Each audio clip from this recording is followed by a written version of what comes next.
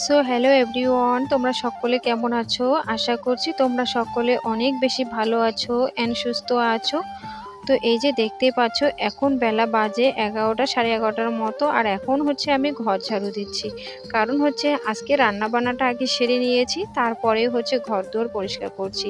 ওই বিছানাপত্র এসব তো উঠিয়ে নিয়েছি, শুধু ঘরটাই ঝাড়ু দেওয়ার বাকি ছিল। সকালবেলা কিন্তু বাসি ঘরটা ঝাড়ু দিয়েছি, এটা আবার তোমরা ভেবো না যে বাসি ঘর ঝাড়ু দেইনি। তো বাসি ঘরটা ঝাড়ু দিয়ে তারপর হচ্ছে বাকি কাজকর্ম করে রান্নাবান্না সেরে নিয়েছি।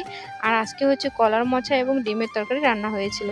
দুপুরবেলা খাওয়া দাওয়াটা সেরে নিয়ে সুন্দর করে একটু ঘুমিয়েছিলাম, কারণ হচ্ছে শরীরটা খুবই ক্লান্ত হয়ে গিয়েছে, অনেক কাজ করেছি।